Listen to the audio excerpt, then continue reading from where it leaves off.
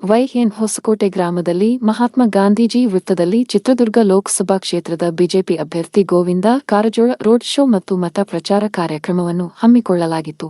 ಅಭ್ಯರ್ಥಿ Govinda Karjol doctor B R. Ambedkar ವೃತ್ತದಲ್ಲಿ ಅಂಬೇಡ್ಕರ್ ಪುತ್ಥಳಿಗೆ ಮಾಲಾರ್ಪಣೆ ಮಾಡಿದರು. ನರೇಂದ್ರ ಮೋದಿಜಿ ಅವರು ಈ ದೇಶದ ಪ್ರಧಾನಮಂತ್ರಿಯಾಗಿ ದೇಶದ ಅಭಿವೃದ್ಧಿ ಮಾಡೋದ್ರ ಜೊತೆಯಲ್ಲಿ ಇಡೀ ಪ್ರಪಂಚದ ಎಲ್ಲ ದೇಶಗಳ ಜೊತೆಯಲ್ಲಿ ಸ್ನೇಹ ಸಂಬಂಧವನ್ನು ಬೆಳೆಸಿದ್ರು, ವ್ಯಾಪಾರ ವಹಿವಾಟುಗಳನ್ನ ಮಾಡಿದ್ರು.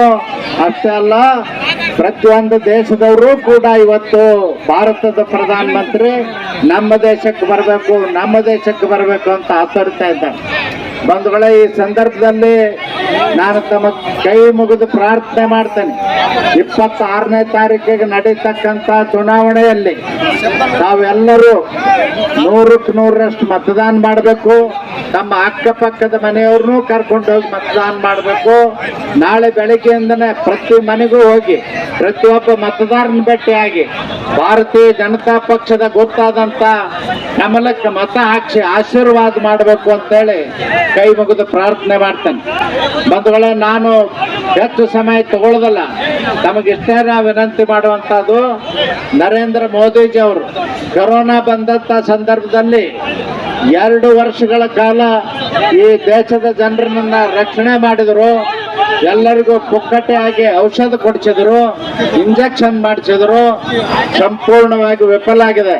ಗ್ಯಾರಂಟಿ ನುಡಿದಂತ ನಡೆದಿದ್ದೇವೆ ಅಂತ ಹೇಳಿ ಸುಳ್ಳು ಭರವಸೆಗಳನ್ನ ಕೊಟ್ಟು ಜನರಿಗೆ ಮೋಸ ಮಾಡ್ತಾ ಇದ್ದಾರೆ.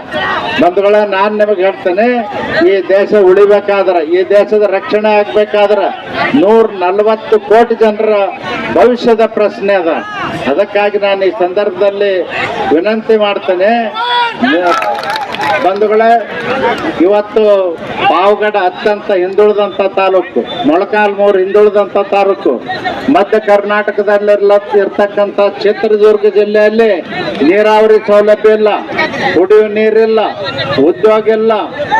ಅತ್ಯಂತ ನೋವಿನಿಂದ ಬೆಳಗ್ಗೆಯಿಂದ ನನಗೆ ಹೇಳ್ತಾ ಇದ್ದಾರೆ ತಿಮ್ಮರಾಯಪ್ಪನವರು, ಪಾವಗಡದಿಂದ 50,000 ಜನ ಬೆಂಗಳೂರಿಗೆ ಕೂಲಿಗಾಗಿ ದುಡಿಲಿಕ್ಕೆ ಹೋಗ್ತಾ ಇದ್ದಾರ. ಇದು ಬಹಳ ನೋವಿನ ಸಂಗತಿ. ಬಂಧುಗಳ, ಮುಂದಿನ ದಿನಮಾನಗಳಲ್ಲಿ ನೀರಾವರಿ ಆದ್ಯತೆಯನ್ನು ಕೊಡ್ತಕ್ಕಂಥ ಕೆಲಸ ನಾನು ಮಾಡ್ತೇನೆ.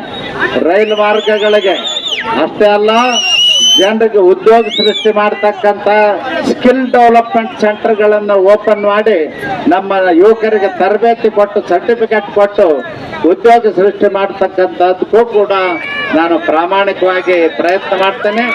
ಬಂಧುಗಳೇ, ನಾಳೆಯಿಂದ ತಾವೆಲ್ಲರೂ ಮನೆಗೆ ಹೋಗಿ ಪ್ರತಿಯೊಬ್ಬ ಮತದಾರನ ಭೇಟಿಯಾಗಿ ತಾವೇ ಗೋವಿಂದ ಕಾರಜೋಳ, ತಾವೇ ನರೇಂದ್ರ ಮೋದಿ ಅಂತೇಳಿ ಕೆಲಸ ಮಾಡಿ ಮತ ಹಾಕಿಸ್ಬೇಕು ಅಂತ ವಿನಂತಿ ಮಾಡಿ ನನ್ನ ಮಾತು ಮುಗಿಸ್ತೇನೆ. ನಮಸ್ಕಾರ. ತಾವೆಲ್ಲ ಬಹಳಷ್ಟು ತಿಳ್ಕೊಂಡಿರ್ತಕ್ಕಂಥ ವ್ಯಕ್ತಿಗಳಿದ್ದೀರಿ. ಆದ್ರಿಂದ ತಾವೆಲ್ಲ ಅರ್ಥ ಮಾಡ್ಕೋಬೇಕು. ಇವತ್ತು 50 ಕ್ಷೇತ್ರಗಳು ಕೂಡ ನಾನು ಗೆಲ್ಲದೆ ಇರ್ತಕ್ಕಂಥ ಕಾಂಗ್ರೆಸ್ಗೆ ಇವತ್ತು ಭವಿಷ್ಯ ಇದೆಯಾ? ಒಂದು ವೇಳೆ ಚಂದ್ರಪ್ಪ ಅವ್ರಿಗೆ ಏನಾದ್ರೂ ಆಶೀರ್ವಾದ ಮಾಡಿದ್ರೆ ಅವ್ರು ಹೋಗಿ 30ನವರು 40ನವರು 50ನವರು ಆಗ್ಬೇಕು. ಆದ್ರೆ ನಮ್ಮ ಗೋವಿಂದ ಕಾರಜೋಳ ಸಾಹೇಬ್ರು 401 ಅಥವಾ 405ನವರು ಆಗ್ತಾರೆ. ಇವತ್ತು ಭಾರತ ದೇಶದಲ್ಲಿ ಇವತ್ತಿನ ದಿವಸ ಮೋದಿ ಅವರ ಸರ್ಕಾರ ರಚನೆಯಾದ್ರೆ ಇವರು ನಮ್ಮ ಚಿತ್ರದುರ್ಗ ಲೋಕಸಭಾ ಕ್ಷೇತ್ರದ 8 ದಿನ ತಾವೆಲ್ಲ ಕೂಡ ಪ್ರತಿ ಮನೆಗೂ ಪ್ರತಿ ಮತದಾರರ ಮನೆಗೂ ಹೋಗ್ಬೇಕು. 8 ದಿನ ನಮ್ಮ ಎರಡೂ ಪಕ್ಷಗಳ ಅಭ್ಯರ್ಥಿ ಗೋವಿಂದ ಕಾರಜೋಳ ಸರ್ ಅವರ ಪರವಾಗಿ ತಾವು ಮತಗಳನ್ನ ಹಾಕ್ಸ್ಬೇಕು. ಈ 8 ದಿನ ತಾವೆಲ್ಲ ಹೋರಾಟವನ್ನ ಮಾಡಬೇಕು. 8 ದಿನ ಶ್ರಮವನ್ನ ವಹಿಸಬೇಕು. ನೀವು 8 ದಿನ ಶ್ರಮ ವಹಿಸಿದ್ರೆ ಗೋವಿಂದ ಕಾರಜೋಳ ಅವರು 5 ವರ್ಷ ನಮ್ಮ ಕೆಲಸಗಳನ್ನ ಮಾಡ್ತಾರೆ, ನಮ್ಮ ಸೇವೆಯನ್ನ ಮಾಡ್ತಾರೆ, ನಮ್ಮ ಕ್ಷೇತ್ರದ ಅಭಿವೃದ್ಧಿಯನ್ನು ಮಾಡ್ತಾರೆ. ನಮ್ಮಲ್ಲಿ ಇವತ್ತು ನೀರಾವರಿ ಸೌಲಭ್ಯ ಇಲ್ಲ, ರೈಲು ಅಲ್ಲಿಗೆ ಮುಕ್ತಾಯ ಆಗಿದೆ ಮತ್ತು ಇನ್ನು ಅನೇಕ ಕುಡಿಯತಕ್ಕಂತ ನೀರಿಲ್ಲ. ಇವತ್ತು ನರೇಂದ್ರ ಮೋದಿ ಅವರು ಪ್ರತಿ ಮನೆಗೂ ನಲ್ಲಿ ಹಾಕ್ಸಿದ್ದಾರೆ. ಏನು ಜೀವನ ಗಂಗಾ, ಅದು ಯಾರಿಂದ ಆಯ್ತು? ಕೇಂದ್ರ ಸರ್ಕಾರ. ಮತ್ತು ಇವತ್ತು ಗ್ಯಾರಂಟಿ ಕಾರ್ಡ್ಗಳನ್ನ ಗ್ಯಾರಂಟಿ ಅಂತ ಹೇಳಿದ್ರು. ಅಕ್ಕಿ ಹೇಳಿದ್ರು, ಏನಂತ ಹೇಳಿದ್ರು?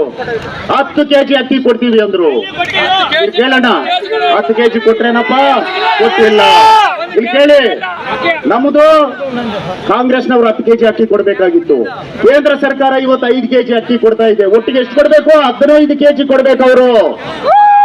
ಅದು ಬಿಟ್ಬಿಟ್ರು ನರೇಂದ್ರ ಮೋದಿ ಅವರು ಕೊಡ್ತಕ್ಕಂತ 5 ಕೆಜಿ ಅಕ್ಕಿನ ಚೀಲದಲ್ಲಿ ತಗೊಬಂದ್ರು. ಆ ಚೀಲ ಮಾತ್ರ ಕಾಂಗ್ರೆಸ್ ಸರ್ಕಾರ ಮತ್ತು ಸಿದ್ದರಾಮಯ್ಯ ಅವ್ರದ್ದು. ಅದ್ ಬಿಟ್ರೆ ಅಕ್ಕಿ ಅಲ್ಲ ನರೇಂದ್ರ ಮೋದಿಜಿ ಅವ್ರದ್ದು ಅಂತಕ್ಕಂಥದ್ದನ್ನ ತಾವು ತಿಳ್ಕೋಬೇಕು. ಇಲ್ಲಿವರೆಗೂ ಒಂದೇ ಒಂದು ಕಾಳು ಅಕ್ಕಿ ಅವ್ರ ಜೊತೆ ಮೇಲೆ ನಮಗೆ ಕೊಟ್ಟಿಲ್ಲ. ಇದು ಯಾವ ಗ್ಯಾರಂಟಿ?